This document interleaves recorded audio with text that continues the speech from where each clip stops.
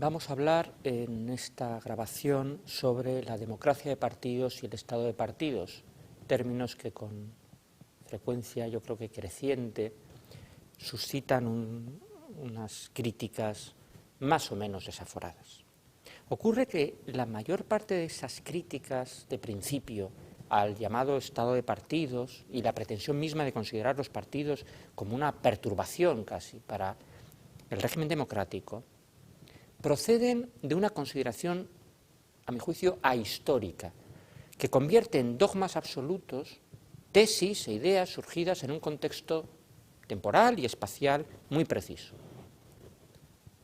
Ahora bien, también es cierto que la consideración del presente como el mejor de los mundos posibles y de los partidos existentes como el único panorama imaginable es digna de una sátira parecida a la que hizo en su momento Voltaire con su Candide.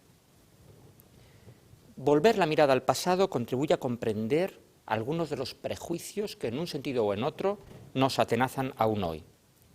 ¿En qué contexto, pues, se comienza a hablar de democracia de partidos y de estado de partidos? Nos vamos a remontar al momento anterior. El momento del Estado de Derecho que entronca con la Ilustración, el auge de la burguesía y el surgimiento de la moderna sociedad civil. Una sociedad que se concibe entonces como producto y como marco también del despliegue de la libertad de iniciativa de los hombres situados en una situación de igualdad de oportunidades por naturaleza, de unas relaciones espontáneas y fundamentalmente competitivas entre hombres libres e iguales. Surgía, se decía, el orden de una sociedad civil como equilibrio armónico y autorregulado, sujeto a leyes inmanentes. Son las leyes naturales tan presentes en los equilibrios biológicos como en los sociales. Se hablaba así del darwinismo económico, propio del libre mercado, sujeto a la ley económica de la oferta y de la demanda, o del darwinismo cultural, del que surgiría la opinión pública. Es un equilibrio natural que definiría los óptimos en tales ámbitos. Y frente a esa sociedad, el Estado es una institución cuyo poder debe limitarse a hacer seguro el disfrute de la libertad. Estado y sociedad son así, en esa concepción, dos sistemas relativamente autónomos con relaciones restringidas. De un lado, la incidencia del Estado sobre la sociedad se limita a ser la de un garante de la seguridad pública, que emprende solo acciones coyunturales para restaurar los equilibrios eventualmente rotos en las relaciones sociales. De otro, el régimen representativo con sufragio censitario permite a los propietarios, representados en el Parlamento, fijar las leyes que les convienen y controlar la acción del Estado que interfiere en sus intereses. Porque, de acuerdo con la idea originaria, las instituciones representativas logran que la vida pública discurra conforme a pautas ilustradas, permitiendo al Parlamento acceder, mediante la libre discusión, a la verdad o al interés general. Estas son las ideas. La realidad, sin embargo, es que entonces el sufragio se restringe a la burguesía, cuyos intereses son los únicos efectivamente representados y se hacen pasar por intereses de la nación. Los derechos que entonces son considerados naturales son, junto con la libertad religiosa, la libertad individual y de contratación, la propiedad, la herencia. La seguridad se concibe como condición del comercio libre y se proyecta sobre todo sobre los intereses económicos y vitales de la burguesía.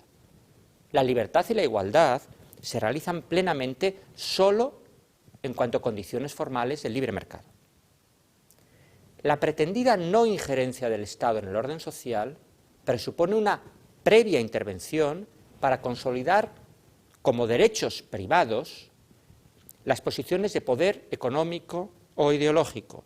Solo después se abandonan las relaciones sociales a su libre desenvolvimiento, un desenvolvimiento en el que naturalmente se imponen los sujetos con mayor poder real. La renuncia a un Estado-providencia desampara justo a aquellos a los que la libertad deja más indefensos e inseguros. El libre juego social produce no equilibrio, sino desigualdades de hecho, y da lugar a una sociedad de clases en cuanto se toma conciencia de la alienación de las masas. La sociedad libre, dejada a su libre deriva, no llega al orden racional, sino que se predispone a un conflicto de enormes costes. Esa concreta constelación de intereses y problemas que subyace a la época del Estado liberal de derecho se pone de manifiesto desde mediados del siglo XIX hasta la Segunda Guerra Mundial. La creciente influencia de los parlamentos contemporáneos y la extensión del sufragio incorporan al Parlamento el conflicto de clases. Pretenden incorporar al Parlamento, integrar en él la base social del Estado. Pero lo que hacen es abocar al Estado liberal de derecho a su quiebra, pues implican el desvelamiento de la situación anterior. La perspectiva del conflicto era en ese tiempo más ajustada a la realidad que la de la integración.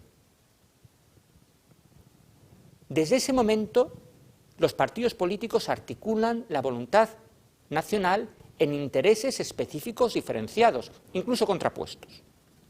Y los parlamentos representan de verdad al conjunto del pueblo, pero no porque subsista la aparente homogeneidad del pueblo, sino porque cada partido hace presente en el Parlamento a su propio electorado, con sus propios intereses. No es casual que justamente entonces se hablara de la crisis del parlamentarismo y se criticaran los partidos, que en realidad acababan de nacer. El verdadero enemigo, sin embargo, no eran los partidos, sino el parlamentarismo. El verdadero enemigo era la democracia. Cuando las tensiones estallaron, el capital forzó que el Estado asegurara ante todo el orden social necesario para el mantenimiento y la expansión del beneficio. Esa es la experiencia que cabe extraer de la imposición del totalitarismo fascista o nacionalsocialista y de los llamados después regímenes autoritarios. De su fracaso surge el Estado constitucional que nos es familiar y cuyo elemento determinante es el postulado del Estado social. Veamos lo que significa el Estado social. Ya desde un principio, el Estado liberal no se limitaba a garantizar la propiedad privada de la libre empresa, sino que también suplía ciertas insuficiencias estructurales del supuesto orden natural mediante la acción subsidiaria en ciertos servicios generales, como la educación o la beneficencia. Y también desarrollaba ciertas infraestructuras básicas mediante la llamada política de fomento, que impulsaba la economía nacional, puertos, carreteras, etc.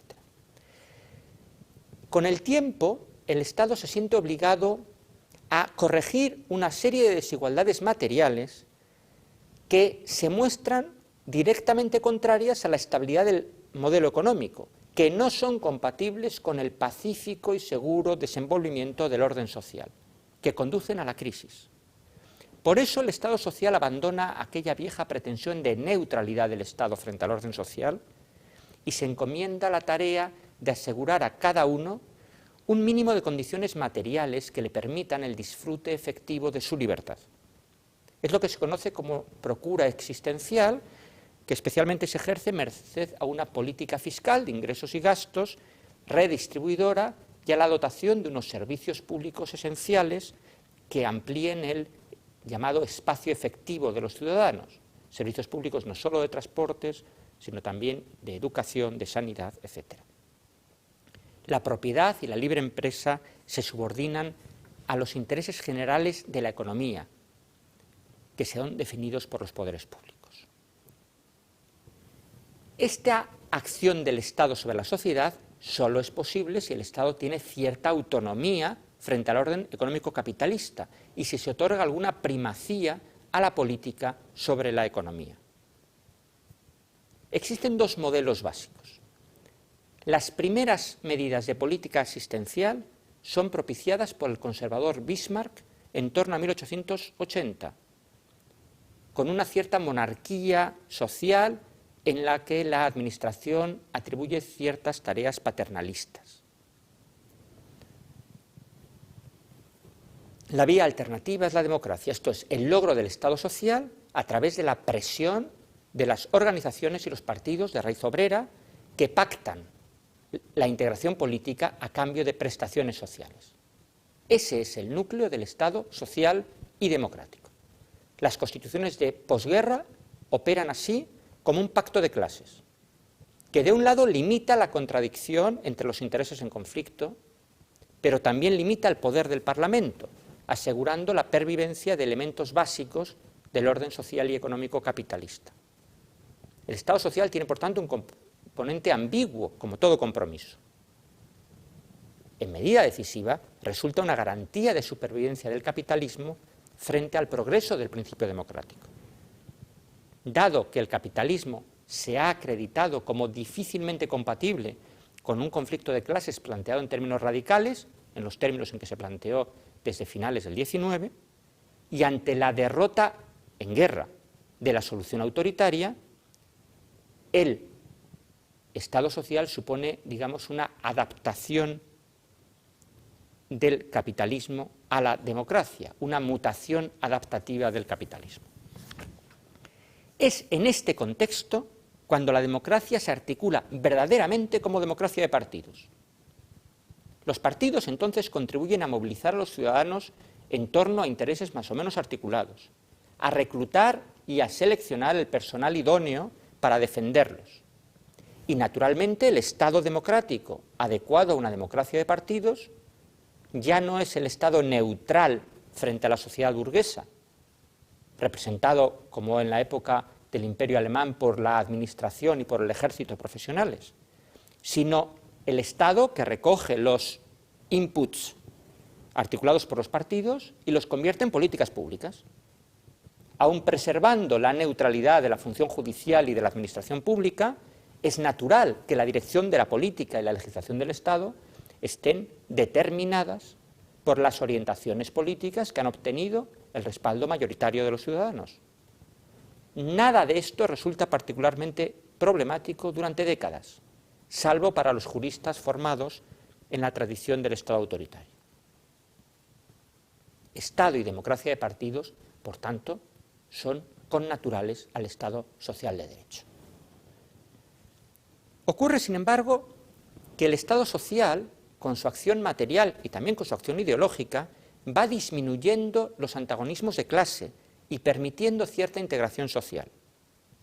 Así, progresivamente, pierde su sentido originario el pacto entre mayorías excluidas y minorías instaladas en el sistema, que era el sustrato del Estado social, porque el Estado social consigue que sean las mayorías las que estén instaladas o las que se sientan al menos instaladas en las inmensas clases medias de la llamada sociedad de los 2/3, en la cual 2/3 de la población está integrada no tanto por su posición en la división social del trabajo, sino por sus posibilidades de consumo.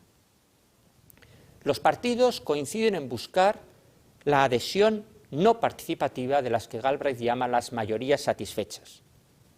Es entonces cuando la democracia y los partidos cambian de significado, pero también la acción del Estado. Desde las convulsiones económicas del año 1973, se anuncia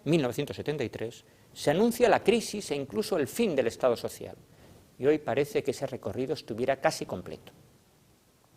En ese tiempo, los partidos tradicionales han perdido, en buena medida, su referente de clase.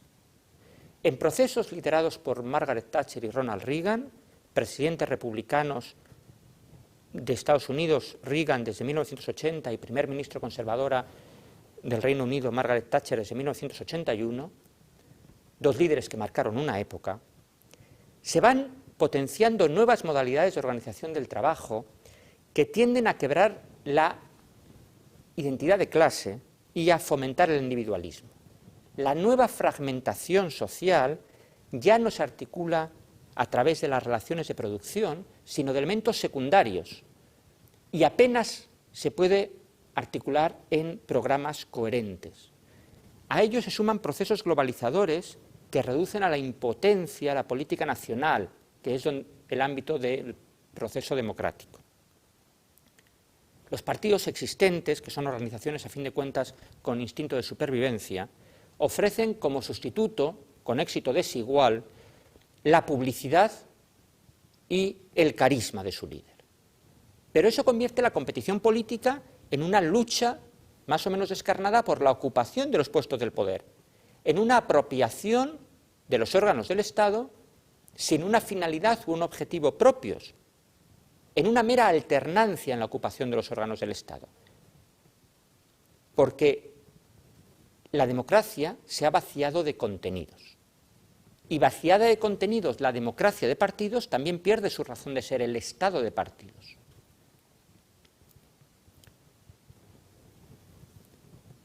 Pese a todo esto, no es cierto que la democracia de partidos se debilite por culpa de los partidos. Y tampoco estriba en los partidos la problemática central del llamado Estado de partidos. La realidad es más compleja. La democracia, orientada a determinar las funciones constitucionales del Estado y a cubrir los órganos correspondientes, no puede funcionar sino como democracia de partidos. Pero, concebida en esos términos, resulta insatisfactoria, porque no responde ni a la actual configuración del pueblo ni a la real localización del poder. Ha cambiado la estructura social, el pueblo, el demos, y el poder, el kratos, también se ha desplazado hacia otros lugares. El Estado, en cuanto a organización constitucional del poder público, si quiere ser democrático, ha de ser un Estado de partidos. Pero es que el Estado ejerce en las actuales circunstancias un poder precario, a merced de los mercados globales. Los partidos siguen siendo el eslabón que une a la comunidad nacional con el Estado democrático creado por la Constitución.